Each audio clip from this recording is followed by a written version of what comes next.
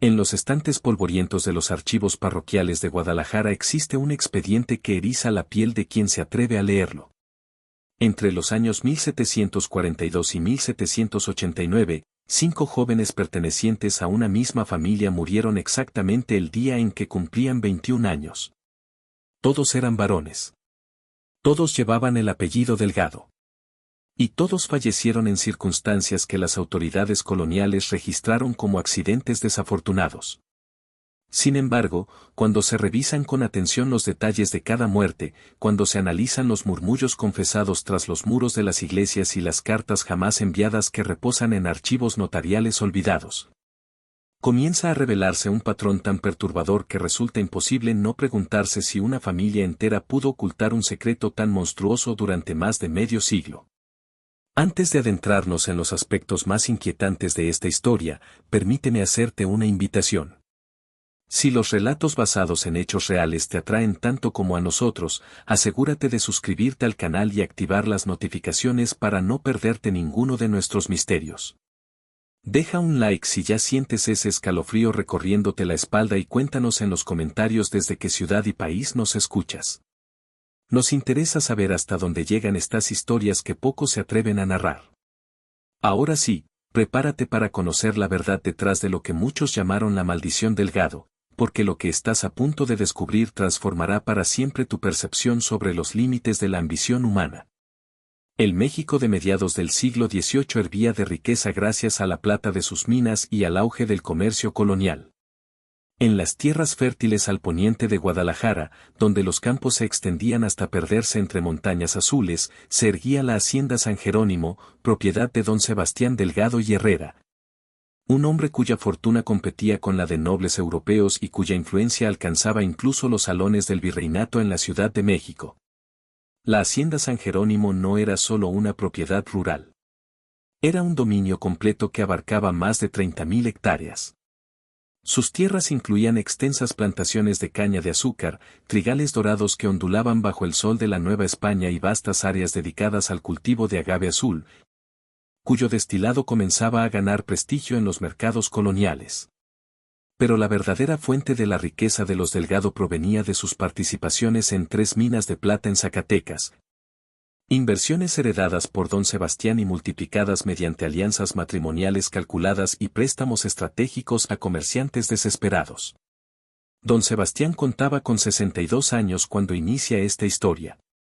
Era un hombre alto, de presencia dominante, con ojos grises que parecían medir el valor de todo lo que se cruzaba en su camino. Su cabello, antaño negro como la noche, mostraba ahora vetas plateadas que le otorgaban un aire solemne. Vestía siempre de negro, siguiendo la moda de los hombres más poderosos de su tiempo, y portaba un anillo de oro grabado con el escudo familiar, un águila sosteniendo una rama de olivo, símbolo que él mismo concibió para representar la paz impuesta a través de la fuerza. Su esposa, doña Isabel Vázquez de Coronado, pertenecía a una de las familias más antiguas de Jalisco, descendiente directa de conquistadores españoles. A sus 58 años conservaba los rasgos refinados de su estirpe, pómulos marcados, piel clara protegida con esmero del sol y una postura firme que reflejaba décadas de educación en las casas más distinguidas de la Nueva España. Sin embargo, quienes la conocían de cerca percibían algo inquietante en su mirada. Había en sus ojos una mezcla constante de resignación y temor que se intensificaba cada vez que observaba a sus propios hijos, como si cargara con un conocimiento que no se atrevía a pronunciar en voz alta. La casa principal de la hacienda era una prueba tangible del poder de los Delgado. Construida con piedra de cantera rosa extraída de Zacatecas, se elevaba a 2 niveles alrededor de un amplio patio central dominado por una fuente de mármol traída expresamente desde Puebla.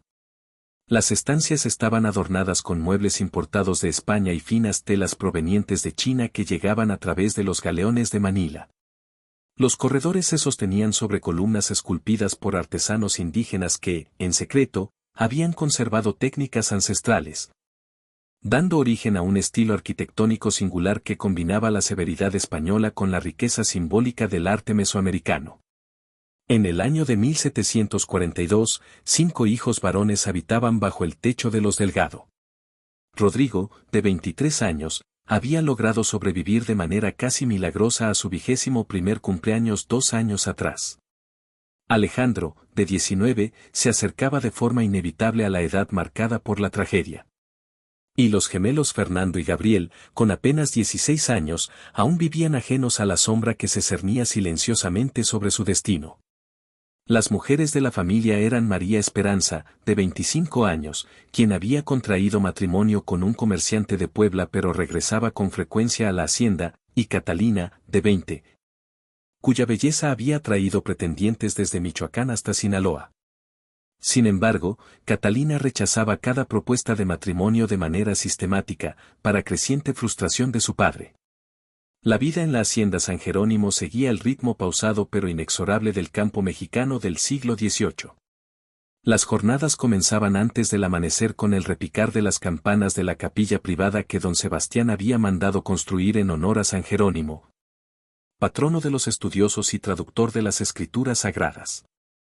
La misa matutina era obligatoria para toda la familia y era oficiada por el padre Anselmo Gutiérrez, un sacerdote jesuita de mediana edad que había llegado 5 años atrás como capellán personal de los Delgado. El padre Anselmo era un hombre delgado, de mirada penetrante, con unos ojos que parecían atravesar a quienes se posaban frente a él. Su formación jesuita lo había vuelto un observador cuidadoso del comportamiento humano y había comenzado a notar patrones inquietantes en la familia a la que servía. No obstante, como muchos otros en la hacienda, había aprendido que existían preguntas que era mejor no formular y verdades que resultaba más seguro ignorar. Después de la misa, la rutina familiar continuaba con el desayuno en el comedor principal. Don Sebastián presidía la mesa mientras revisaba la correspondencia procedente de sus distintos negocios. Más tarde, los hijos varones se reunían en la biblioteca para recibir lecciones de latín, matemáticas y administración de tierras impartidas por su tutor privado, don Evaristo López, un criollo formado en el Colegio de San Ildefonso de la Ciudad de México, quien había aceptado el cargo atraído por la generosa paga ofrecida. Las tardes estaban reservadas para labores prácticas. Rodrigo acompañaba a su padre en las inspecciones de los campos y en las reuniones con los capataces, mientras Alejandro se ocupaba de la correspondencia comercial y de llevar con meticulosidad los libros de cuentas de la hacienda.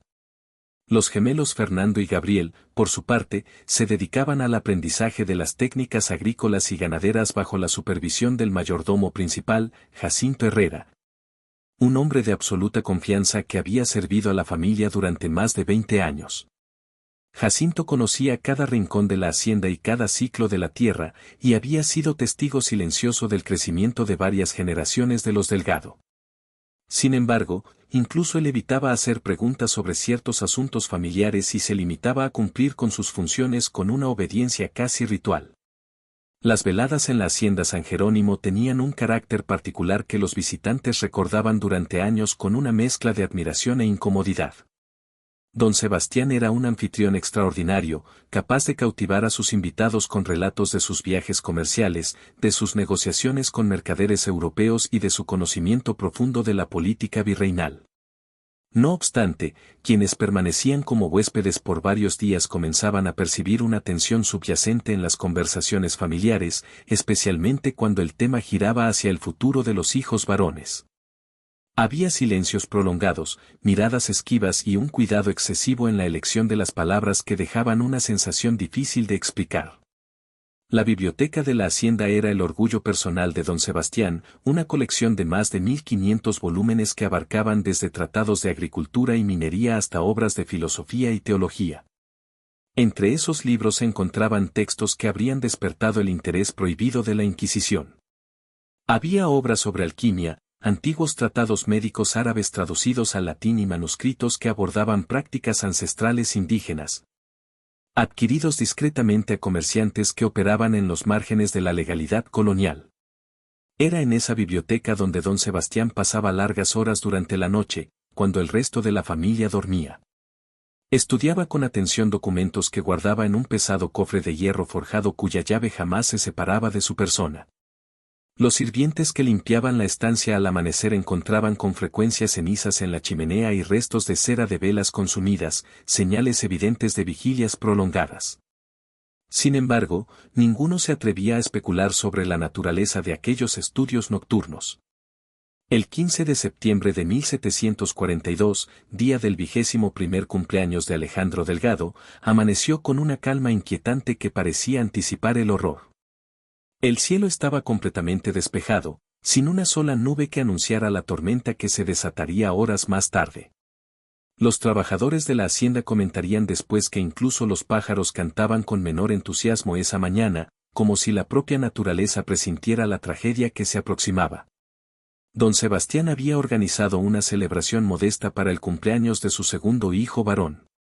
A diferencia de las fastuosas fiestas que solía ofrecer por motivos comerciales o sociales, esta reunión se limitaría únicamente a la familia inmediata y a unos cuantos empleados de absoluta confianza.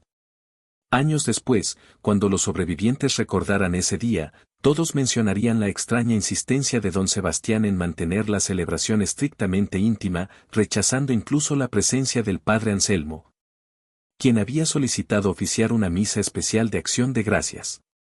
La mañana transcurrió con aparente normalidad. Alejandro recibió los regalos familiares durante el desayuno. Su madre le obsequió una montura de cuero finamente labrado. Su hermano mayor Rodrigo le entregó un reloj de bolsillo de plata. Pero fue su padre quien le dio el presente más significativo. Don Sebastián le entregó unas llaves simbólicas que representaban la administración de la sección oriental de la hacienda, donde se encontraban los campos de agave más productivos y una pequeña destilería que generaba ingresos considerables. Hoy dejas de ser únicamente mi hijo para convertirte en mi socio, le dijo don Sebastián al entregarle las llaves, acompañando sus palabras con una sonrisa que nunca llegó por completo a sus ojos grises.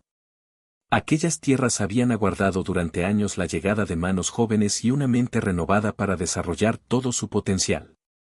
Alejandro recibió el obsequio con la emoción genuina de un joven que veía hacerse realidad su anhelo de independencia y responsabilidad. Era de temperamento apacible y carácter reflexivo, muy distinto a su hermano mayor Rodrigo, cuyo espíritu impulsivo había provocado más de un enfrentamiento con su padre. Alejandro soñaba con transformar las prácticas agrícolas de la hacienda, aplicando ideas modernas que había aprendido al estudiar tratados franceses sobre rotación de cultivos y mejora del suelo. Doña Isabel, sin embargo, contemplaba la escena con una expresión que los presentes recordarían más tarde como la de una madre que observa a su hijo marchar hacia una batalla de la que sabe que no regresará. Sus manos temblaban levemente mientras sostenía su taza de chocolate caliente y en 2 ocasiones se vio obligada a excusarse para abandonar el comedor, atribuyendo su retiro a un repentino malestar. La celebración formal estaba prevista para las 6 de la tarde en el patio principal de la hacienda. Don Sebastián había ordenado sacrificar un ovillo y preparar abundantes platillos para todos los trabajadores y sus familias. Habría tamales, mole poblano y aguas frescas, y la música estaría a cargo de un grupo de mariachis contratados especialmente para la ocasión, los mismos que solían animar las fiestas patronales del pueblo cercano. Cerca de las 3 de la tarde, don Sebastián sugirió a Alejandro que lo acompañara a recorrer los límites orientales de la propiedad, precisamente las tierras que acababa de entregarle de manera simbólica. Es fundamental que conozcas cada árbol, cada piedra y cada arroyo de aquello que ahora es tu responsabilidad, le dijo con el tono solemne que reservaba para las lecciones trascendentales. Un buen administrador debe ser capaz de recorrer sus tierras incluso con los ojos cerrados. Padre e hijo partieron poco después, montando a caballo alrededor de las 3:15 de la tarde, en dirección a una zona de la hacienda conocida como Los Encinos, llamada así por un conjunto de robles centenarios que crecían junto a un arroyo estacional. Era un paraje hermoso, aunque accidentado, con pequeños barrancos y formaciones rocosas que exigían cuidado al transitar, especialmente durante la temporada de lluvias, cuando el suelo se volvía traicionero. Rodrigo había manifestado su deseo de acompañarlos, pero don Sebastián insistió en que aquel debía ser un encuentro privado entre él y Alejandro. Una conversación de hombre a hombre sobre las obligaciones que implicaba administrar tierras tan valiosas. Tu momento llegará cuando decidas qué camino quieres seguir en la vida, le dijo a su hijo mayor con una sonrisa extraña que Rodrigo recordaría durante el resto de su existencia. Los trabajadores de la hacienda que los vieron partir relatarían más tarde la escena con detalles que adquirirían un significado inquietante. Don Sebastián montaba su caballo habitual, un semental alazán llamado Conquistador, famoso por su docilidad y obediencia absoluta. Alejandro iba sobre Lucero, un caballo joven pero bien entrenado que su padre le había regalado el año anterior. Ambos vestían ropa de celebración, camisas blancas de lino, chalecos bordados y sombreros de ala ancha que los protegían del sol de la tarde. Lo que nadie imaginaba en ese momento era que don Sebastián llevaba oculto en sus alforjas un pequeño frasco de vidrio. En su interior guardaba un extracto espeso y oscuro, elaborado a partir de hongos venenosos que crecían en las zonas más húmedas de la hacienda. Era una sustancia que había aprendido a preparar siguiendo las instrucciones detalladas de uno de los manuscritos prohibidos que conservaba celosamente en su biblioteca secreta. Junto a ello, portaba también un cuchillo pequeño de mango de hueso. A simple vista parecía una herramienta común para cortar ramas o despejar el camino, pero su hoja había sido afilada con extremo cuidado esa misma mañana. Alrededor de las 5:30 de la tarde, los trabajadores que laboraban en los campos orientales escucharon gritos desesperados que provenían de la zona de los encinos. Minutos después vieron aparecer a don Sebastián montando a Conquistador, visiblemente alterado, clamando que había ocurrido una tragedia y que necesitaba ayuda de inmediato. Alejandro ha caído, gritaba con voz quebrada. El caballo se asustó y ambos rodaron por el barranco. Rápido, traigan sogas y una camilla. Su desesperación parecía absolutamente auténtica. Sus ropas estaban cubiertas de polvo y tierra, y tenía varias raspaduras en las manos y los antebrazos que más tarde explicó como resultado de haber intentado descender por el barranco para auxiliar a su hijo.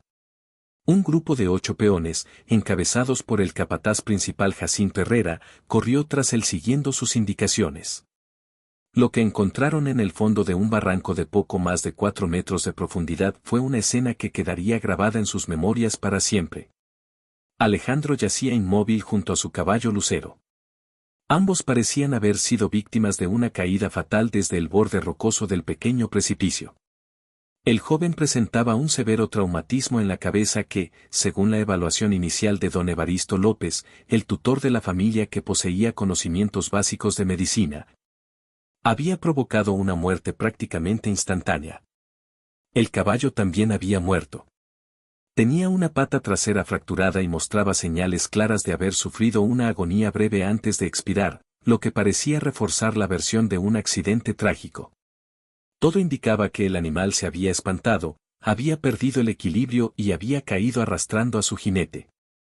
Sin embargo, algunos detalles inquietaron a quienes observaron la escena con mayor detenimiento. Jacinto Herrera, con más de 3 décadas de experiencia trabajando con caballos, notó que Lucero no presentaba las lesiones típicas de un animal que intenta reincorporarse durante una caída. Además, la posición del cuerpo de Alejandro sugería que había impactado contra las rocas con la cabeza por delante, una trayectoria poco habitual en accidentes ecuestres, donde el jinete suele salir proyectado hacia un costado. Las dudas de Jacinto, no obstante, se disiparon rápidamente cuando don Sebastián le entregó una considerable suma de pesos de plata como muestra de agradecimiento por su lealtad en un momento tan doloroso para la familia. A ello se sumó la promesa de otorgarle un terreno adicional para construir una casa más amplia para su numerosa familia. Los demás trabajadores presentes recibieron también compensaciones extraordinarias. Junto con la firme advertencia de don Sebastián de que una tragedia tan terrible no debía convertirse en motivo de especulaciones que solo añadirían sufrimiento innecesario a una familia ya destrozada. El cuerpo de Alejandro fue trasladado de regreso a la casa principal en una camilla improvisada. Don Sebastián cabalgó junto al cortejo fúnebre, con lágrimas que corrían libremente por sus mejillas, lágrimas que todos creyeron sinceras y que nadie se atrevió a cuestionar. Cuando el cortejo regresó a la hacienda, los gritos de doña Isabel se escucharon hasta los campos más lejanos. Fue un alarido desgarrador, un lamento tan profundo que los trabajadores lo describieron después como el llanto de una mujer que no solo había perdido a un hijo, sino también cualquier fe en la justicia divina. Aquella voz quebrada parecía atravesar los muros de piedra y clavarse en la memoria de todos los que la oyeron. La celebración del 21º cumpleaños se transformó de inmediato en un velorio. Los mariachis, que ya se encontraban afinando sus instrumentos en el patio, fueron despedidos con una paga generosa y una explicación breve de la tragedia. Los tamales, el mole y las bebidas preparadas para la fiesta fueron repartidos entre los trabajadores como una especie de banquete funerario improvisado. Mientras las campanas de la capilla comenzaron a repicar los dobles solemnes que anunciaban la muerte de un miembro de la familia principal. Esa misma noche, el padre Anselmo ofició una misa de cuerpo presente. La capilla estaba iluminada por cientos de velas cuya luz temblorosa proyectaba sombras inquietantes sobre las paredes de cantera. Durante la homilía, el sacerdote habló de los designios insondables de la providencia y de cómo Dios, en su sabiduría incomprensible, a veces llama a los jóvenes a su presencia por razones que escapan al entendimiento humano. Sin embargo, quienes lo conocían bien percibieron algo distinto en su voz. Sus palabras carecían de la firmeza habitual, como si él mismo estuviera luchando contra pensamientos que no se atrevía a expresar en voz alta. El entierro tuvo lugar al día siguiente en el cementerio privado de la familia, situado en una colina desde la cual se dominaban los campos de agave que se extendían hasta el horizonte. Don Sebastián pronunció un discurso cargado de emoción, exaltando las virtudes de su hijo y lamentando que su muerte no solo representara una pérdida personal, sino también la desaparición de todas las mejoras y reformas que Alejandro había soñado implementar en la hacienda. Era un visionario, dijo con la voz quebrada. Su partida nos arrebata los sueños que apenas comenzaba a forjar. Pero mientras la tierra caía sobre el ataúd, algunos de los presentes no pudieron ignorar un recuerdo perturbador. Esta no era la primera vez que un joven Delgado moría exactamente el día de su 21º cumpleaños. 5 años antes, en 1737, Esteban Delgado, primo hermano de Alejandro, había muerto ahogado en el río que bordeaba la hacienda, también el día en que alcanzaba la mayoría de edad. Y en 1734, otro primo, Nicolás Delgado, había perdido la vida tras la mordedura de una serpiente venenosa, nuevamente en la fecha exacta de su 21º aniversario. Era como si una maldición silenciosa persiguiera a los varones de la familia Delgado, condenándolos a no ver jamás el amanecer posterior a su entrada en la adultez. Sin embargo, en una sociedad colonial donde la fe católica convivía con supersticiones profundamente arraigadas y donde los accidentes eran parte cotidiana de la vida rural, pocos se atrevían a formular sospechas en voz alta. Hacerlo podía interpretarse como herejía o, peor aún, como una acusación directa contra una de las familias más poderosas e influyentes de la región. Los meses posteriores a la muerte de Alejandro trajeron cambios sutiles pero inquietantes a la dinámica de la hacienda San Jerónimo. Don Sebastián parecía haber envejecido años en cuestión de semanas. Surcos profundos aparecieron alrededor de sus ojos grises y su postura, antes erguida y dominante, se volvió ligeramente encorvada. Sin embargo, había algo más. Sus ojos adquirieron un brillo nuevo, más intenso, como si la tragedia hubiera despertado en él una energía oscura que hasta entonces había permanecido dormida. Doña Isabel, por su parte, se refugió en una religiosidad obsesiva que incluso alarmó al padre Anselmo. Comenzó a asistir a misa no solo al amanecer, sino también al mediodía y al atardecer. Pasaba horas enteras arrodillada frente al altar de la Virgen de Guadalupe que don Sebastián había mandado erigir en la capilla familiar, rezando con una devoción desesperada, como si intentara negociar con el cielo una culpa que no se atrevía a nombrar. Sus oraciones podían escucharse como un murmullo constante que recorría los pasillos de la casa principal. Doña Isabel suplicaba de forma desesperada por la protección de los hijos que aún le quedaban, en especial de los gemelos Fernando y Gabriel, cuyo 21º cumpleaños todavía parecía lejano, pero cuya sombra ya comenzaba a instalarse en la mente atormentada de la madre. Cada rezo parecía cargado de un miedo anticipado, como si no implorara por un futuro lejano, sino por algo que sabía inevitable. El comportamiento de Rodrigo, el hijo mayor, empezó a volverse errático de maneras que inquietaron profundamente a quienes lo conocían desde niño. Había comenzado a beber con frecuencia, consumiendo cantidades alarmantes del aguardiente producido en la destilería de la hacienda. En más de una ocasión se le vio cabalgando solo durante horas, atravesando los campos sin rumbo aparente, como si intentara huir de una presencia invisible que solo él parecía percibir. Durante las conversaciones familiares se volvió silencioso y esquivo, especialmente cuando el diálogo giraba en torno a los planes futuros o cuando don Sebastián intentaba involucrarlo en decisiones administrativas de importancia. Algo se había quebrado en él. Una tarde, durante una de las escasas conversaciones privadas que sostuvo con el padre Anselmo, Rodrigo dejó escapar una confesión que estremeció al sacerdote. A veces lo veo mirándome como si yo fuera un desconocido, le dijo en voz baja. Como si esperara algo de mí, algo terrible que no logro entender. Y tengo pesadillas, padre. Sueño que estoy al borde de un precipicio y alguien me empuja. Pero cuando intento ver quién es, despierto gritando. A partir de ese momento, el padre Anselmo comenzó a llevar un diario personal en el que registraba cuidadosamente sus observaciones sobre la familia Delgado. Años después, ese cuaderno se convertiría en una pieza clave para comprender la magnitud del horror que se gestaba silenciosamente dentro de la hacienda.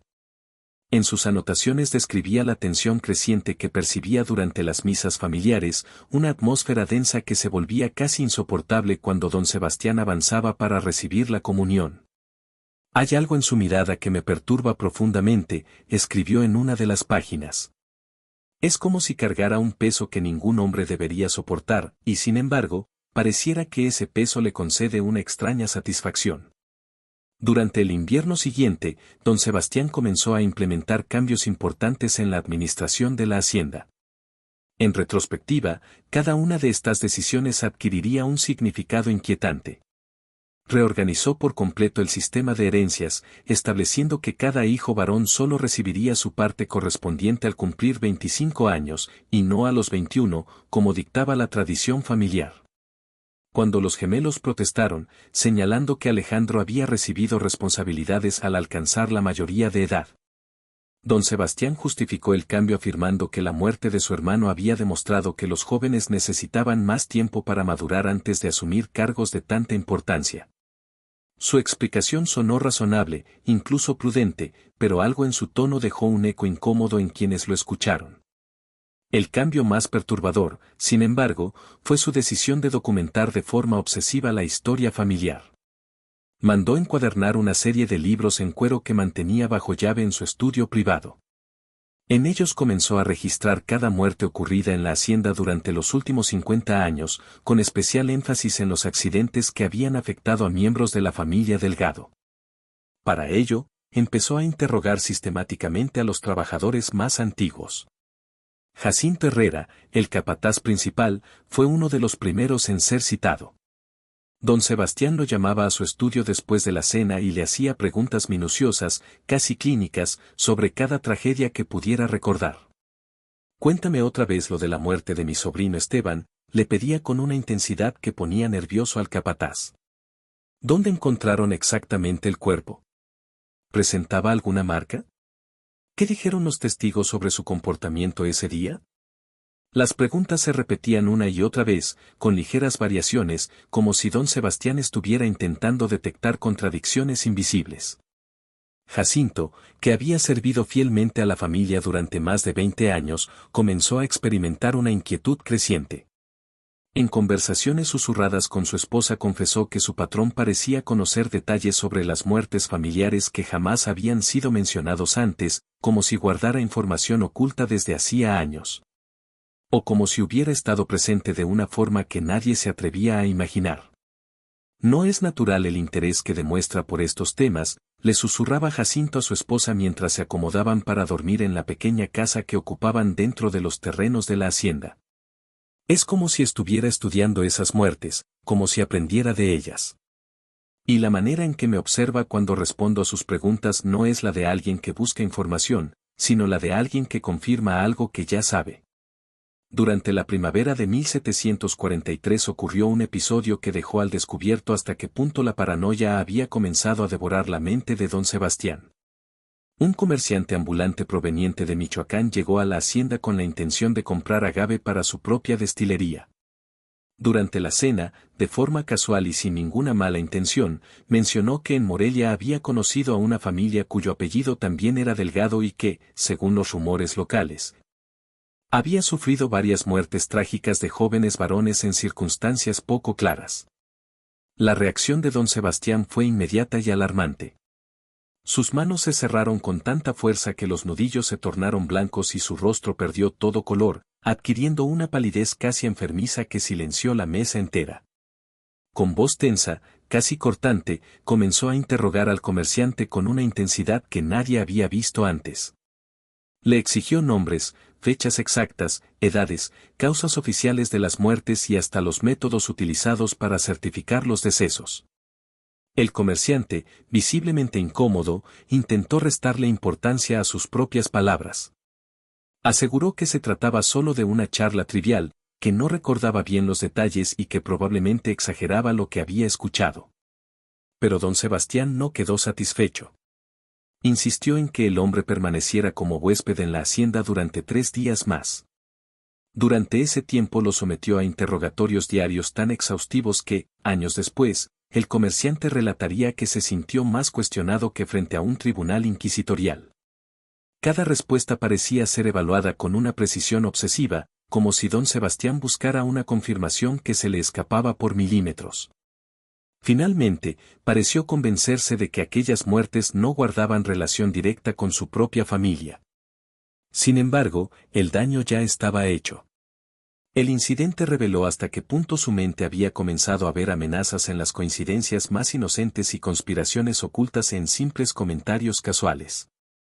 A partir de ese momento, don Sebastián tomó una decisión que marcaría un punto de no retorno.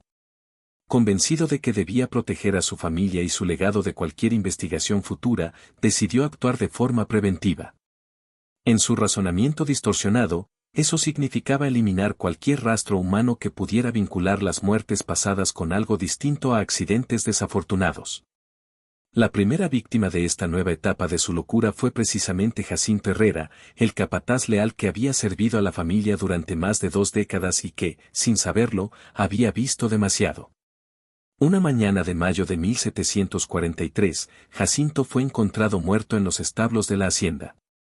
Su cuerpo presentaba múltiples fracturas y fue oficialmente declarado como víctima de un accidente. Según el informe, había entrado al establo durante la noche sin una linterna, asustando a uno de los sementales más agresivos, que reaccionó violentamente y lo pisoteó hasta matarlo. El caso se cerró con rapidez. Nadie cuestionó la versión oficial. Sin embargo, la viuda de Jacinto hizo un descubrimiento inquietante al revisar las pertenencias de su esposo. El cuaderno en el que había comenzado a anotar cuidadosamente fechas, nombres y circunstancias de las muertes dentro de la familia Delgado había desaparecido por completo. En su lugar encontró una bolsa con 100 pesos de plata y una breve nota escrita con letra firme y elegante. Para una viuda leal que comprende la importancia del silencio. Aquel mensaje selló un pacto implícito. La muerte de Jacinto fue oficialmente un accidente, pero en los pasillos de la hacienda comenzó a instalarse una certeza muda y aterradora. Las muertes ya no eran simples tragedias del destino. Alguien las estaba controlando. Y ese alguien estaba dispuesto a borrar cualquier obstáculo que se interpusiera entre él y su secreto. La muerte de Jacinto fue solo el inicio. A partir de ese momento comenzaron a ocurrir una serie de accidentes que afectaron a empleados de la hacienda que llevaban allí toda la vida. Hombres que habían visto demasiado. Hombres que recordaban fechas, rostros y repeticiones incómodas. En un lapso de apenas 6 meses, 3 trabajadores más murieron en circunstancias que, tomadas por separado, parecían desgracias comunes del trabajo rural. Pero vistas en conjunto, formaban un patrón demasiado conveniente para ser ignorado. Uno cayó desde un andamio mientras reparaba el granero. Otro fue encontrado ahogado en una acequia poco profunda donde había trabajado durante años sin problema alguno. El tercero murió aplastado por un carro mal asegurado. Ninguno de los casos fue investigado a fondo. Don Sebastián se encargó personalmente de indemnizar a las familias, de cerrar cualquier conversación incómoda y de recordar a todos que las tragedias atraen chismes innecesarios. Mientras los testigos del pasado desaparecían uno a uno, en la mente de don Sebastián comenzaba a tomar forma algo aún más ambicioso y aterrador. Los gemelos Fernando y Gabriel se acercaban lentamente a la edad que había marcado a todos los varones de la familia. Y su padre había comenzado a observarlos con una atención enfermiza. Estudiaba sus horarios, sus costumbres, sus miedos. Analizaba sus cuerpos, su carácter, su obediencia. No como un padre preocupado, sino como un depredador que evalúa a su presa antes del ataque. El otoño de 1745 trajo consigo un acontecimiento inesperado que alteró por completo el equilibrio de la familia Delgado. María Esperanza, la hija mayor, regresó a la hacienda tras enviudar recientemente en Puebla. Oficialmente volvía para guardar luto junto a los suyos. Pero la verdadera razón de su regreso era una carta anónima que había recibido 3 semanas después del funeral de su esposo. La misiva estaba escrita con una caligrafía cuidadosamente alterada, como si su autor temiera ser reconocido. Contenía apenas unas líneas, pero fueron suficientes para sembrar el terror en su corazón. Alejandro no murió por accidente. Rodrigo está en peligro. Los gemelos también lo estarán cuando llegue su momento. Si quiere salvar lo que queda de su familia, regrese a casa y observe con atención a su padre. María Esperanza tenía 28 años y poseía una mente aguda, forjada lejos de la sombra dominante de don Sebastián. El matrimonio y la distancia le habían dado una perspectiva que antes no tenía. Al volver a la hacienda después de 3 años de ausencia, percibió cambios que la inquietaron desde el primer momento. Su padre había envejecido, sí, pero no de una forma natural. Sus ojos grises brillaban con una intensidad febril que resultaba incómoda, especialmente durante las cenas. Cuando los fijaba en sus hijos varones con una expresión que María Esperanza describiría más tarde como la de un hombre calculando el valor de una posesión. Doña Isabel, en contraste, parecía consumida por un nerviosismo constante. Se sobresaltaba ante cualquier ruido, temblaba al servir el té y bebía de manera compulsiva una infusión de hierbas que preparaba ella misma, cuyo aroma resultaba extraño y claramente sedante. Pero fue Rodrigo quien encendió todas las alarmas. El joven que ella recordaba como ambicioso y lleno de proyectos se había convertido en una sombra de sí mismo. Bebía en exceso. Dormía poco. Y las noches estaban marcadas por gritos que recorrían los pasillos de la hacienda. Durante las primeras madrugadas, María Esperanza lo escuchó despertar empapado en sudor, pronunciando palabras inconexas sobre caídas, barrancos y manos invisibles. Una noche, lejos de los oídos de su padre, Rodrigo se quebró. Le confesó que todas las noches soñaba lo mismo. Caminaba por el borde del mismo barranco donde murió Alejandro. Sentía pasos detrás de él. Y justo cuando intentaba girarse, unas manos lo empujaban al vacío. Siempre despertaba antes de caer, pero con la certeza de que alguien lo observaba incluso despierto. A partir de ese momento, María Esperanza comenzó a escribir un diario secreto. Lo hacía de madrugada, con letra diminuta, registrando cada detalle extraño, cada conversación, cada mirada. Sus anotaciones muestran la mente de una mujer que empezaba a comprender una verdad monstruosa, pero que aún necesitaba pruebas antes de actuar. En una de sus primeras entradas dejó constancia de algo que la heló por completo. Padre ha comenzado a hacer preguntas específicas sobre Fernando y Gabriel. Quiere saber a qué horas salen a caminar. ¿Qué rutas prefieren? Si sienten vértigo. Si se asustan con facilidad. Las preguntas parecen casuales, pero se repiten demasiado. No son inocentes. Y con esa observación, el reloj comenzó a correr para los gemelos. Encontré a padre en la biblioteca entrada ya la noche, inclinado sobre un libro que cerró de inmediato cuando me vio entrar. El gesto fue brusco, casi reflejo. Alcancé a distinguir ilustraciones botánicas, dibujos detallados de raíces, hojas y flores, acompañados de anotaciones que parecían fórmulas o instrucciones para preparar extractos. Cuando le pregunté qué estaba leyendo, respondió que estudiaba nuevas técnicas agrícolas, pero su voz tembló ligeramente y evitó mirarme a los ojos. Nunca lo había visto nervioso por un libro. 1 de noviembre de 1745. Madre ha comenzado a llorar durante las oraciones. Hoy la escuché suplicar a la Virgen que no permita que vuelva a suceder. Cuando le pregunté a qué se refería, dijo que rezaba por la salud de todos sus hijos, pero no pudo sostenerme la mirada. Sus ojos decían otra cosa. Decían que sabía exactamente qué era eso que temía que se repitiera. El hallazgo más perturbador llegó cuando decidí entrar al estudio privado de padre. Aproveché que había viajado a Guadalajara para atender asuntos comerciales. Tomé una llave del llavero de madre y accedí por primera vez en años al lugar que él trataba como un santuario personal, un espacio del que incluso nosotros parecíamos estar excluidos. Lo que encontré allí me paralizó. El estudio no contenía solo libros de contabilidad y correspondencia comercial, como cabría esperar. Había una sección claramente separada, oculta tras un armario cerrado con llave. Logré abrirlo utilizando una horquilla y entonces comprendí que mi padre llevaba años estudiando la muerte como si fuera una ciencia. Había manuscritos sobre venenos de origen vegetal capaces de provocar síntomas idénticos a enfermedades naturales. Manuales que explicaban cómo provocar caídas que parecieran accidentes fortuitos. Estudios sobre heridas causadas por animales salvajes, detallando cómo reproducirlas con herramientas humanas. Todo estaba ordenado, clasificado, anotado con una meticulosidad escalofriante. Pero lo peor era un cuaderno. Un cuaderno escrito con la letra inconfundible de don Sebastián, donde había registrado cada muerte de un varón Delgado durante los últimos 20 años. Página tras página, fechas, nombres, circunstancias. No hablaba de maldiciones ni de azar. Hablaba de planificación. Según sus propias anotaciones, el primer asesinato ocurrió en 1725. Él tenía 45 años cuando mató a su hermano menor, Tomás, para evitar que reclamara una parte de la herencia paterna.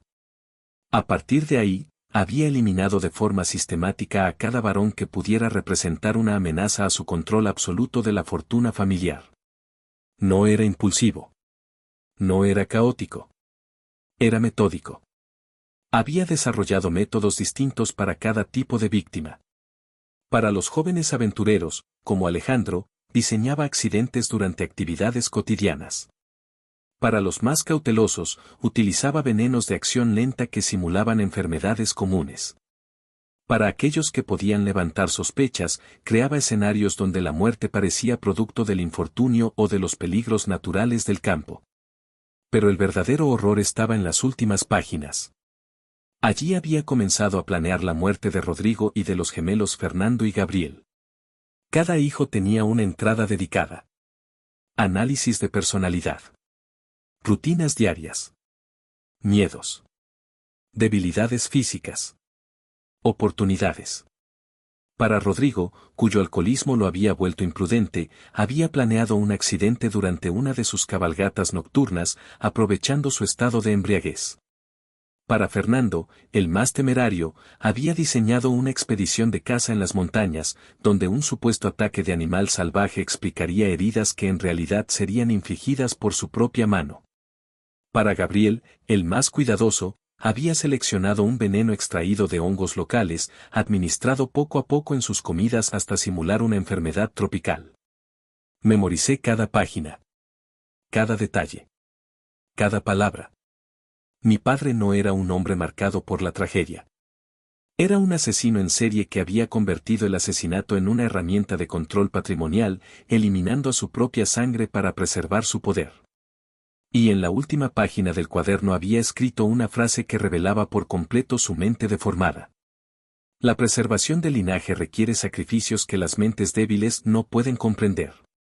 Cada muerte fortalece la posición de los supervivientes.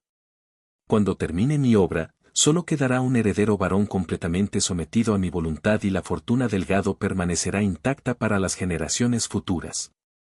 Es un acto de amor paternal que la historia, algún día, sabrá juzgar con indulgencia.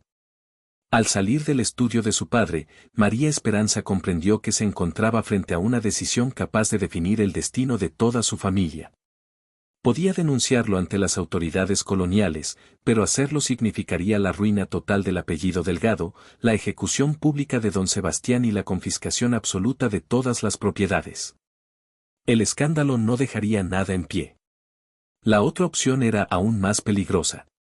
Proteger a sus hermanos sin recurrir a la justicia.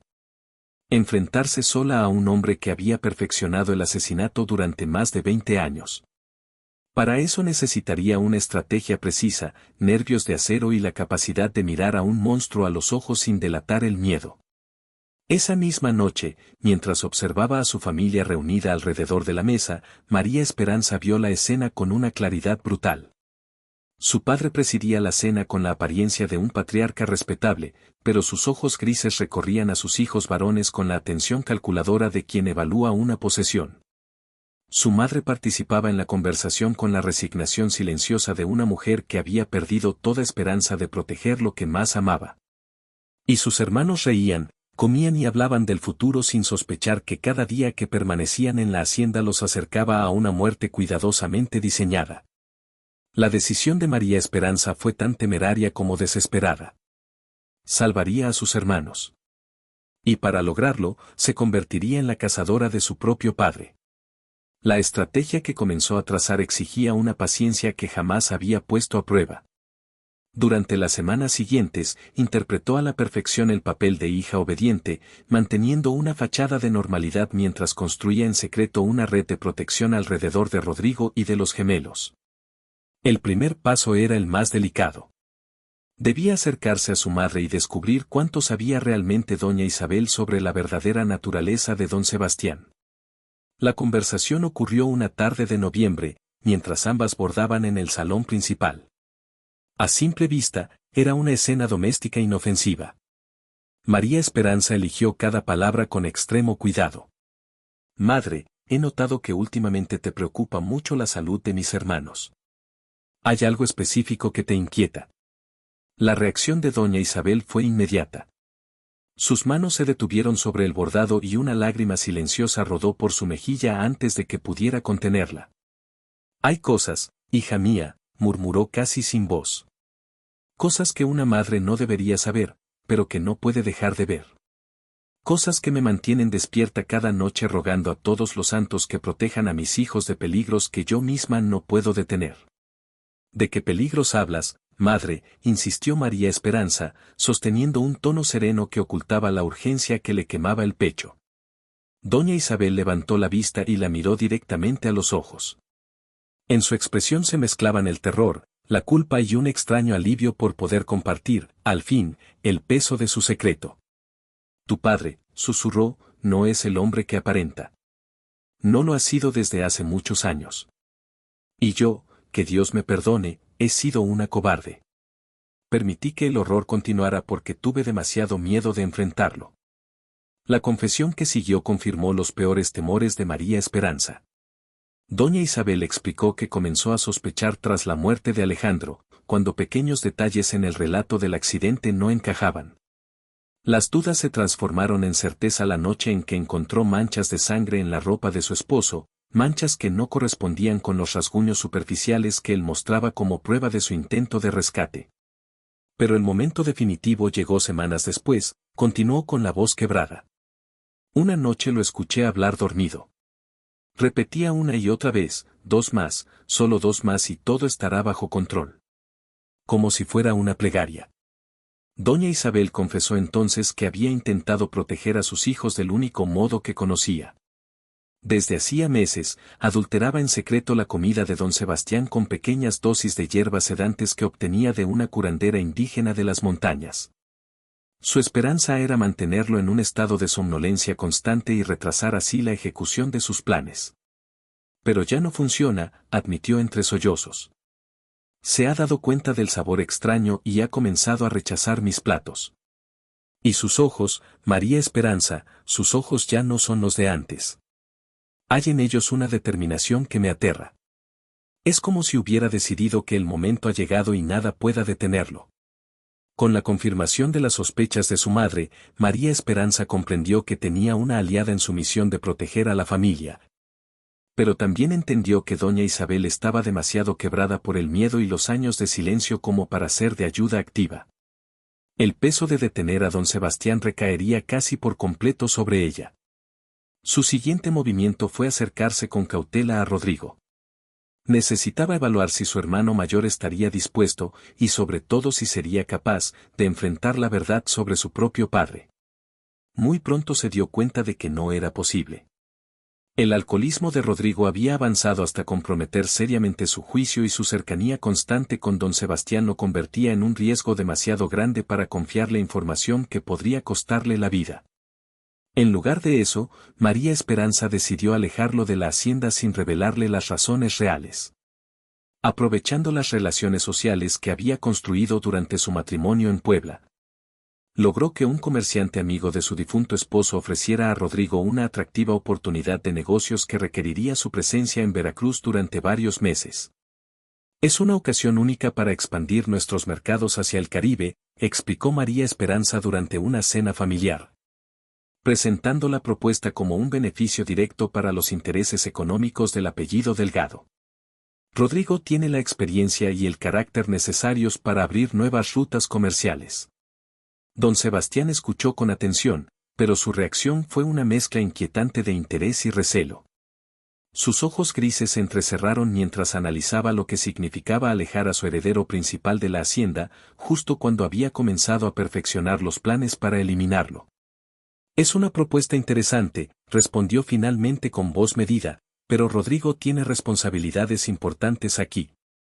La temporada de cosecha se aproxima y su supervisión es clave para mantener la calidad de nuestros productos.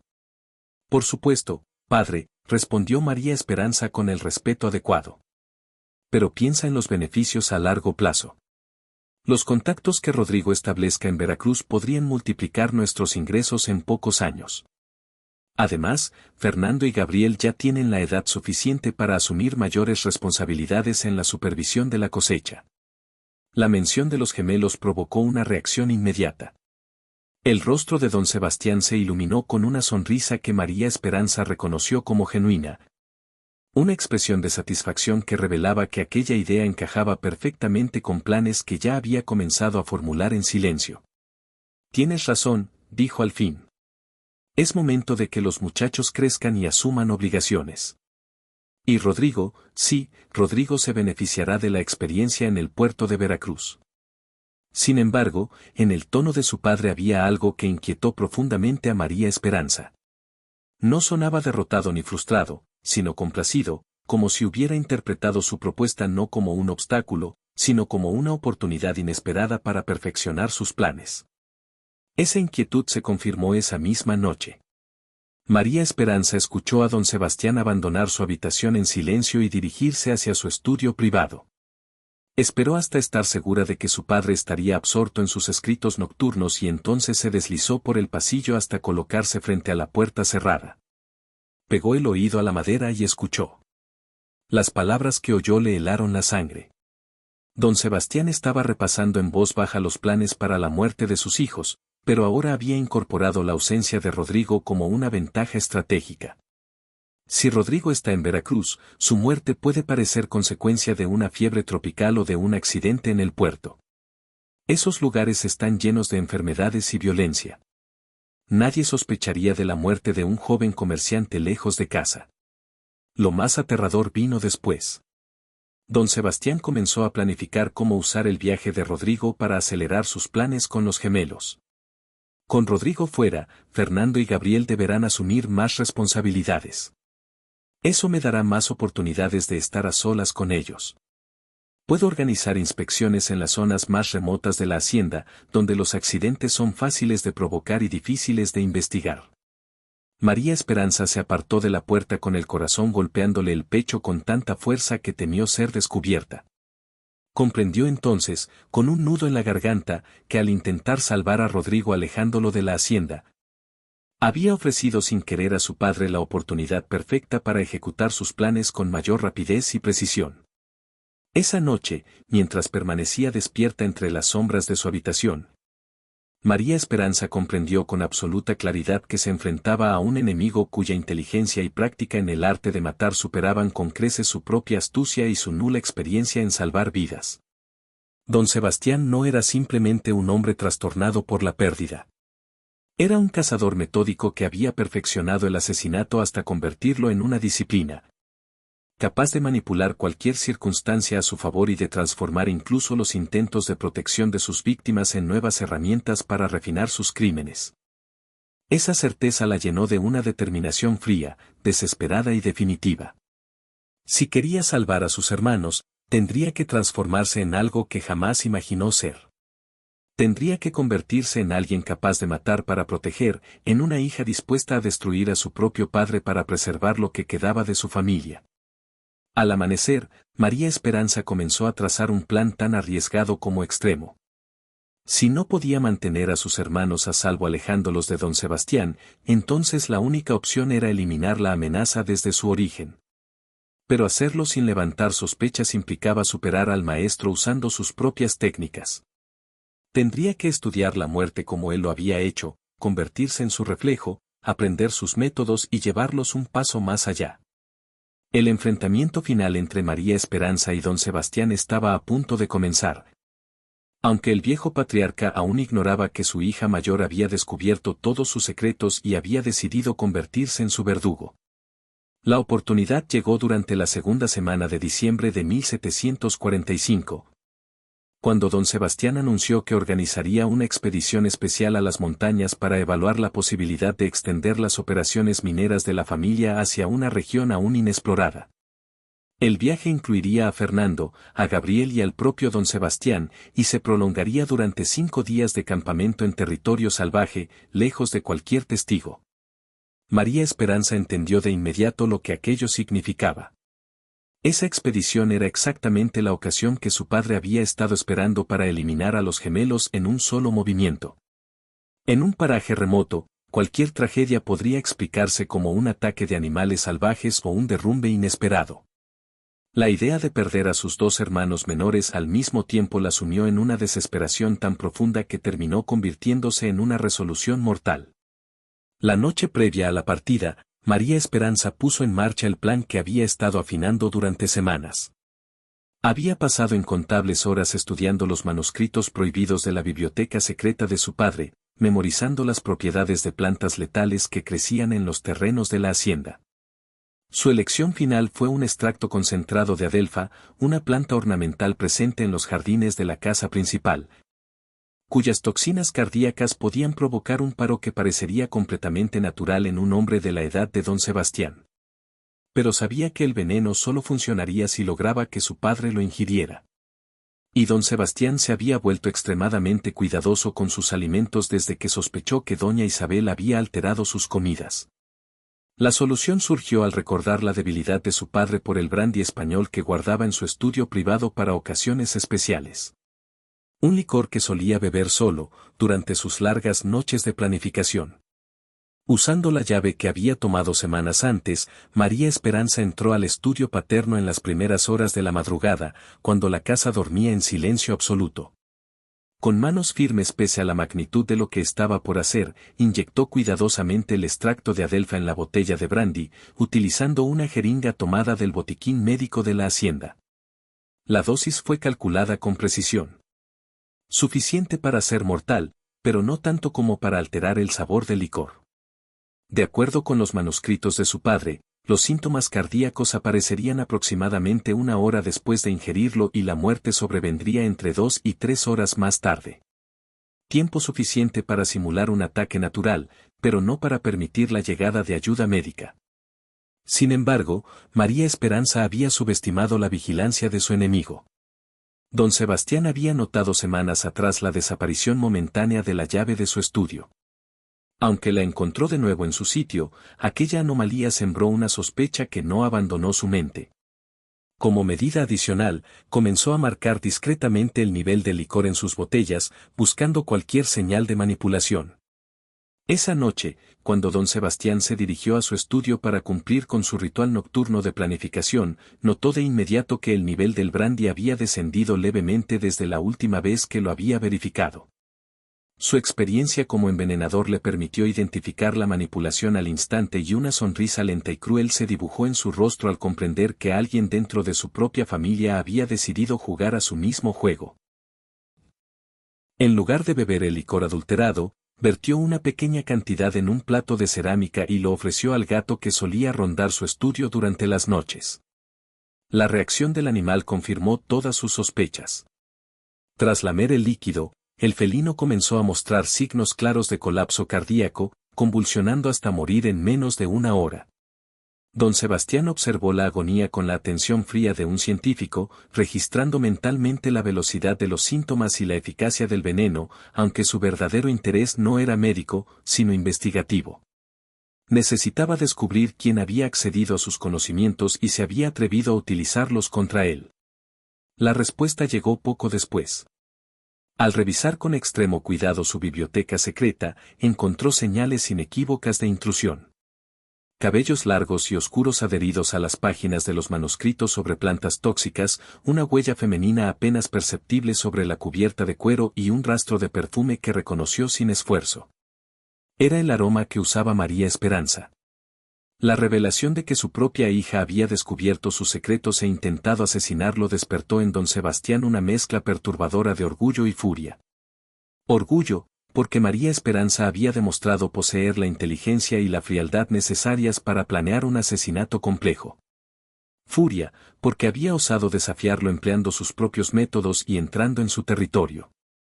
Pero, sobre todo, comprendió algo esencial. María Esperanza no era una víctima potencial como sus hijos varones. Ella se había convertido en una rival activa, peligrosa y consciente, con el conocimiento y la determinación suficientes para destruirlo. La decisión fue inmediata y despiadada. María Esperanza debía morir esa misma noche, antes de que pudiera intentar algo más o, peor aún, revelar la verdad a las autoridades o a otros miembros de la familia. El plan que formuló fue tan elegante como brutal. Despertaría a María Esperanza con el pretexto de una emergencia médica relacionada con doña Isabel. La llevaría a su estudio alegando que necesitaba buscar medicinas en su botiquín privado y, una vez allí, acabaría con ella usando sus propias manos. Después trasladaría el cuerpo a los establos y organizaría la escena de un accidente, haciendo parecer que había sido pisoteada por un caballo durante una supuesta crisis nocturna. Sin embargo, don Sebastián volvió a cometer un error. Subestimó la previsión de su hija. María Esperanza había anticipado la posibilidad de que su intento de envenenamiento fuera descubierto y permanecía despierta, vigilando desde su ventana cualquier movimiento inusual en la casa. Cuando vio la luz encenderse en el estudio paterno y permanecer encendida durante horas, supo que su plan había sido descubierto. Como parte de su preparación, había ocultado un cuchillo de cocina bajo su cama y había trazado una ruta de escape que atravesaba los jardines hasta los establos, donde podría tomar un caballo y huir hacia el pueblo más cercano en busca de ayuda. Pero cuando escuchó los pasos sigilosos de su padre avanzando por el pasillo hacia su habitación, tomó una decisión que cambiaría el curso de toda la historia. En lugar de huir, decidió enfrentarlo. La confrontación ocurrió en el salón principal de la casa, iluminado únicamente por la luz pálida de la luna llena que se filtraba a través de los ventanales de cristal emplomado. Don Sebastián entró esperando encontrar el espacio vacío en su camino hacia la habitación de su hija, pero se detuvo en seco al ver su silueta esperándolo en el centro de la estancia, con el cuchillo reflejando la luz plateada en su mano derecha. Sabía que vendrías, dijo María Esperanza con una voz sorprendentemente firme, libre del terror que la había acompañado durante semanas. Has eliminado a demasiados miembros de esta familia como para permitir que una hija se interponga en tus planes. Don Sebastián la observó con una mezcla de admiración y desprecio, evaluando cada movimiento con la frialdad de un depredador experimentado. Eres más inteligente de lo que imaginé, admitió con calma. Pero también eres ingenua. ¿De verdad crees que una joven con un cuchillo de cocina puede vencer a un hombre que ha perfeccionado el arte de matar durante más de 20 años? No soy solo una joven, respondió María Esperanza mientras comenzaba a desplazarse lentamente alrededor de él, manteniendo siempre la distancia necesaria para evitar un ataque repentino. Soy tu hija. He heredado tu inteligencia, tu determinación y tu frialdad. Pero a diferencia de ti, aún conservo algo que tú perdiste hace mucho tiempo. Un motivo justo para matar. La conversación que siguió fue al mismo tiempo una confesión y un combate psicológico. Padre e hija se enfrentaron no solo con palabras, sino revelando la profundidad de sus respectivas determinaciones, como dos depredadores midiendo fuerzas antes del golpe final. Don Sebastián comenzó a hablar con una calma inquietante. Admitió uno por uno los asesinatos que había cometido, describiendo cada método con precisión clínica y exponiendo las justificaciones que había construido para convencerse de que sus actos eran necesarios. Todo comenzó con tu tío Tomás en 1725, dijo con voz distante, como si relatara la historia de un desconocido. Era un hombre débil. Habría desperdiciado su parte de la herencia en vicios y malas decisiones. Su muerte aseguró la estabilidad del patrimonio familiar. Después vinieron los primos. Nicolás, demasiado ambicioso, empezó a hacer preguntas sobre las minas. Esteban descubrió irregularidades en los libros de cuentas y amenazaba con informar a las autoridades virreinales. Y finalmente Alejandro, mi propio hijo, cuya visión de modernizar la hacienda habría creado cambios que yo ya no podía controlar. María Esperanza escuchó cada palabra con un horror creciente, mezclado con una amarga sensación de confirmación. Todo lo que había temido era cierto. ¿Y Rodrigo?, preguntó con la voz tensa. ¿También pensabas matarlo a él? Rodrigo se volvió un problema, respondió don Sebastián sin el menor rastro de emoción. Su afición al alcohol lo hacía impredecible y peligroso para la reputación familiar. Una muerte en Veracruz habría sido una solución limpia a varios inconvenientes. ¿Y los gemelos?, insistió ella. ¿Qué crimen cometieron Fernando y Gabriel para merecer la muerte? Su único crimen es existir, respondió él con una frialdad que le heló la sangre. Mientras haya más de un heredero varón, existe el riesgo de división. La grandeza de la familia Delgado exige unidad absoluta y esa unidad solo se logra mediante control total. Pero la revelación final fue la que transformó el horror de María Esperanza en una furia incontenible. ¿Y de verdad creíste que te habría perdonado la vida solo por ser mujer?, añadió con una sonrisa cruel. Las mujeres se casan. Tienen hijos. Revelan secretos a esposos imprudentes. Tu muerte esta noche habría sido seguida, en su debido momento, por la de tu hermana Catalina. Al final solo habría quedado un heredero varón bajo mi dominio, el más dócil, el más fácil de moldear. La comprensión de que su padre había planeado exterminar a toda la familia, incluyéndola a ella y a Catalina, borró cualquier vestigio de amor filial que pudiera haber sobrevivido en su corazón. En ese instante dejó de ver al hombre frente a ella como su padre. Lo vio por lo que siempre había sido. Un monstruo que usó la familia como máscara para ocultar su sed de control absoluto. El ataque final ocurrió sin aviso. Don Sebastián, convencido de haber agotado la conversación y seguro de su superioridad, se lanzó hacia María Esperanza con la rapidez de alguien acostumbrado a matar sin dudar. Pero ella había estado esperando exactamente ese momento.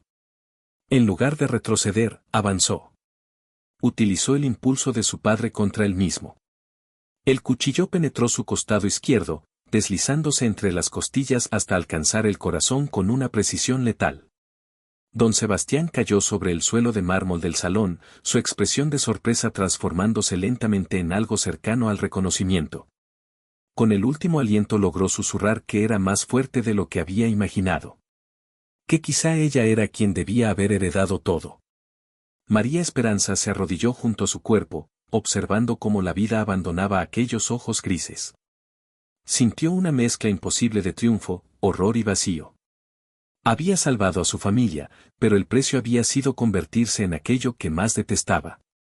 Una asesina que derramó la sangre de su propia carne. Cuando el mundo se acercaba al inicio de un nuevo año, en 1746, el horror que había consumido a la familia Delgado llegó finalmente a su sangriento final. Pero la historia aún no termina. Antes de descubrir cómo María Esperanza logró ocultar el crimen y proteger a sus hermanos supervivientes, dime algo. ¿Estás sintiendo la tensión de esta historia tanto como nosotros al contarla?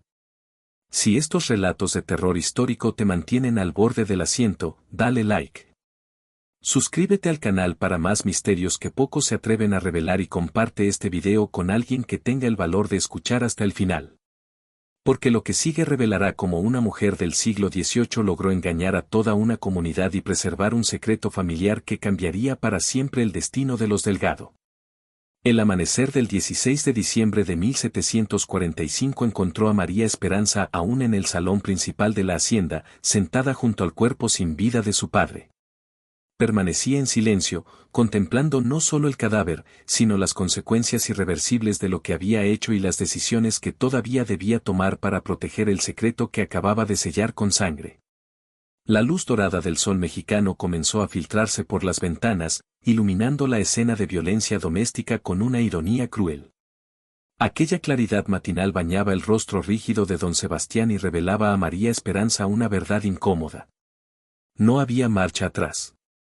Su primera decisión fue práctica y despiadada. El cuerpo no podía ser encontrado en el salón con una herida evidente de arma blanca. Eso revelaría de inmediato un asesinato y pondría en riesgo no solo su libertad, sino la vida de sus hermanos. Necesitaba una explicación alternativa. Una muerte creíble.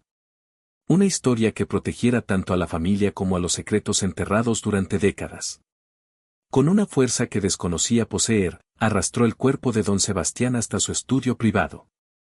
Allí pasó las siguientes horas construyendo con meticulosidad la escena de una muerte súbita.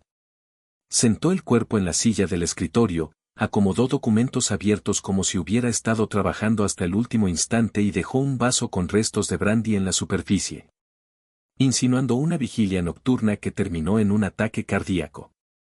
La herida del cuchillo era el mayor desafío. María Esperanza sabía que incluso una revisión superficial podría revelar la verdadera causa de la muerte. Su solución fue tan ingeniosa como macabra. Tomó uno de los instrumentos de disección que su padre guardaba entre sus herramientas científicas y amplió cuidadosamente la herida, deformándola hasta que dejara de parecer un corte limpio.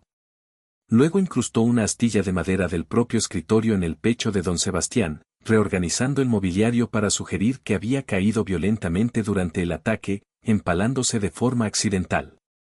Pero el acto más decisivo vino después. María Esperanza encendió el hogar del estudio y alimentó el fuego con cada manuscrito comprometedor. Página tras página, arrojó a las llamas los registros de asesinatos familiares, los tratados sobre venenos, las anotaciones obsesivas de su padre y cualquier documento que revelara su verdadera naturaleza.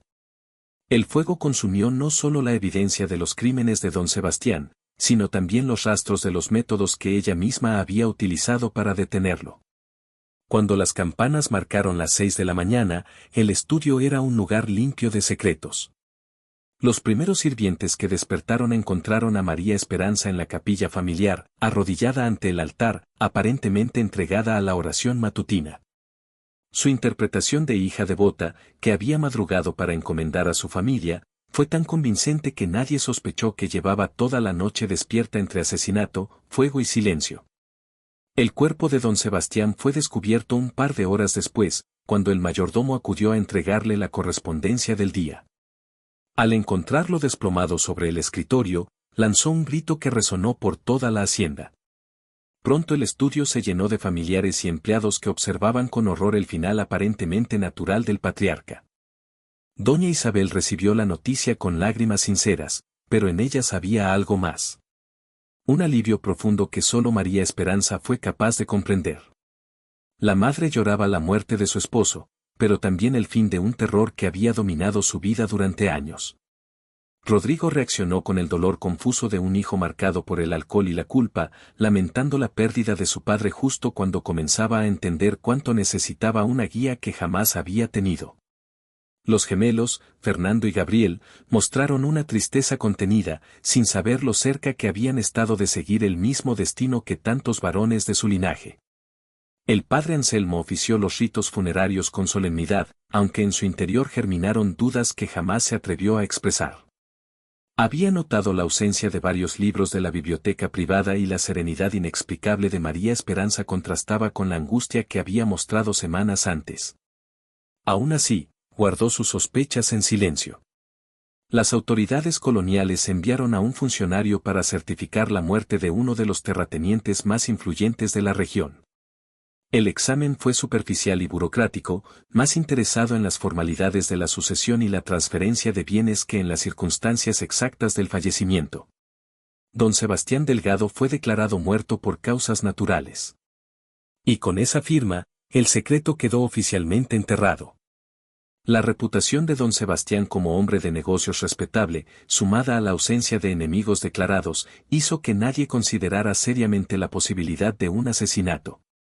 Para la comunidad, su muerte fue simplemente el final natural de un terrateniente poderoso que había vivido rodeado de riqueza e influencia. El entierro de don Sebastián Delgado se convirtió en un acontecimiento social de gran magnitud. Familias prominentes de Jalisco y de estados vecinos acudieron en masa a rendirle homenaje. Más de 200 personas formaron una procesión solemne que se extendió desde la capilla privada de la hacienda hasta el cementerio familiar situado en la colina. María Esperanza caminó detrás del ataúd con el porte contenido de una hija devastada por la pérdida de un padre amado, interpretando un papel que exigía cada fragmento de autocontrol que poseía. Durante los meses posteriores al funeral, María Esperanza comenzó a supervisar en silencio la transición del poder dentro de la familia. Rodrigo, como hijo mayor, heredó formalmente el control de la hacienda, pero su lucha persistente con el alcohol lo hacía incapaz de ejercer una administración sólida. Sin confrontarlo abiertamente, María Esperanza asumió el rol de verdadera estratega, tomando decisiones clave mientras permitía que su hermano conservara la imagen pública de liderazgo. Su prioridad absoluta fue proteger a sus hermanos varones. Convenció a Rodrigo de aceptar la oportunidad comercial en Veracruz, presentándola como una forma de sanar, alejarse del dolor y recuperar el rumbo personal. A Fernando y Gabriel les asignó funciones que los mantenían cerca de la casa principal y jamás permitió que viajaran solos a las zonas aisladas de la hacienda, aquellos mismos territorios donde su padre había planeado sus muertes. Pero el cambio más profundo ocurrió en la propia María Esperanza. El acto de matar a su padre había despertado en ella una capacidad de mando y una frialdad calculadora que nunca imaginó poseer. Se transformó en una administradora excepcional. Expandió los negocios familiares, diversificó las inversiones y abrió nuevas rutas comerciales que, en menos de 5 años, triplicaron los ingresos de la Hacienda San Jerónimo. Ese éxito, sin embargo, tuvo un precio invisible.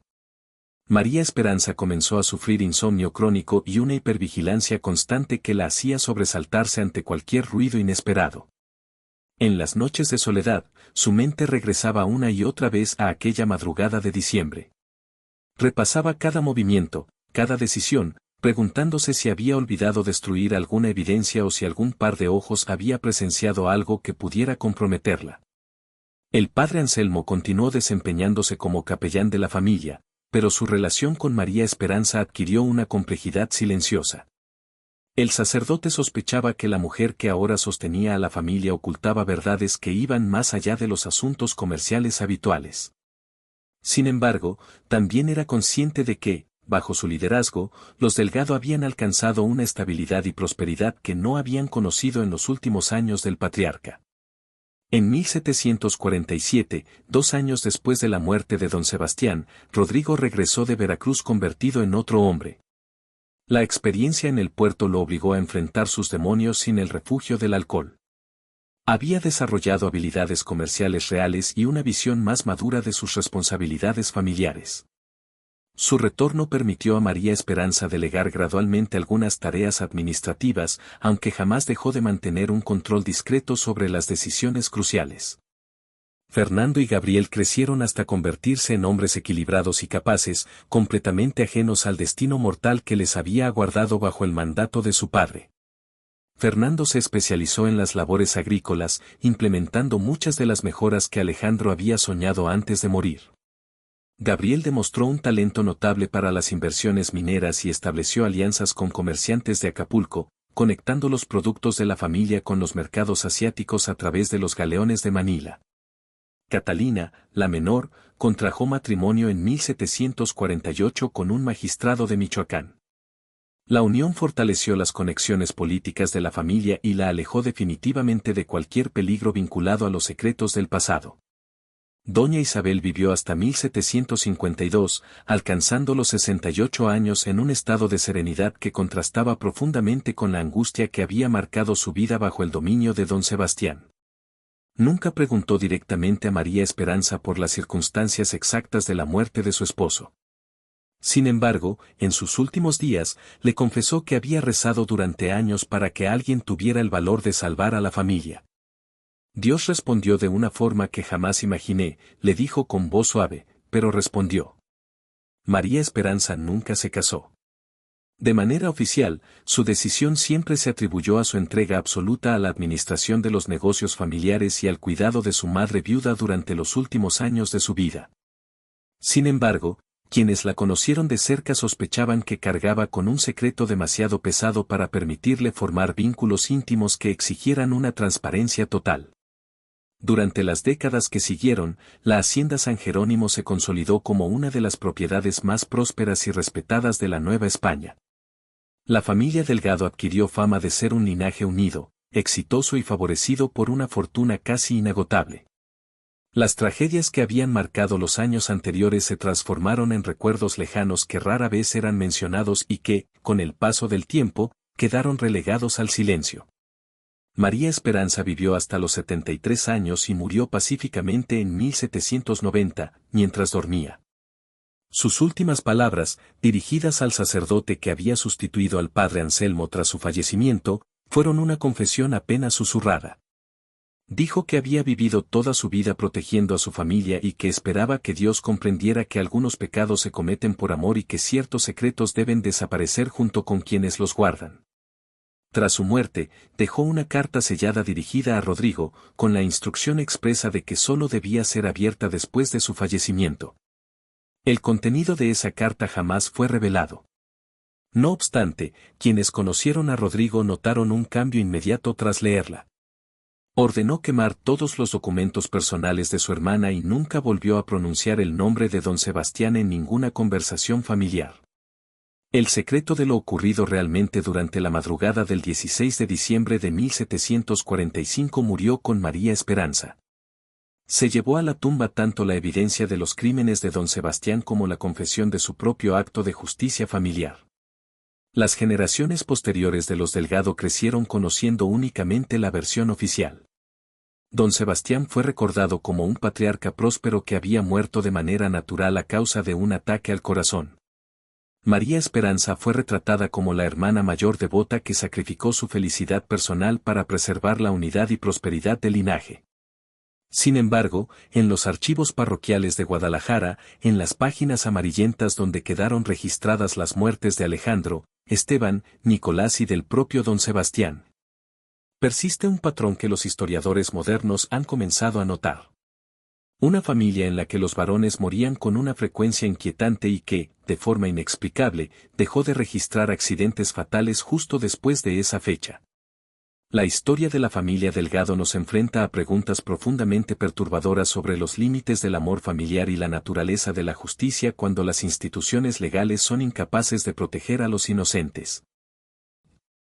María Esperanza se convirtió en asesina para salvar a sus hermanos, pero pagó ese acto con el peso eterno de haber matado a su propio padre, por monstruoso que éste hubiera sido. ¿Fue María Esperanza una heroína que salvó a su familia de un depredador oculto dentro del hogar? ¿O fue una criminal que recurrió al asesinato para resolver un conflicto que quizá pudo haberse enfrentado de otra manera? ¿Puede el amor justificar actos que en cualquier otro contexto consideraríamos imperdonables? La respuesta, como muchas verdades humanas, habita en una zona gris donde la moral absoluta choca con la desesperación extrema. Lo que sí sabemos con certeza es que después de la muerte de don Sebastián, ningún otro varón de la familia Delgado murió en circunstancias sospechosas. Los hermanos supervivientes vivieron vidas largas, prósperas y aparentemente felices bajo la protección silenciosa de una hermana que pagó un precio incalculable por su seguridad. Tal vez la verdadera lección de esta historia no sea juzgar a María Esperanza, sino reconocer que incluso en las familias más respetables pueden ocultarse secretos tan oscuros que desafían nuestra comprensión de la naturaleza humana.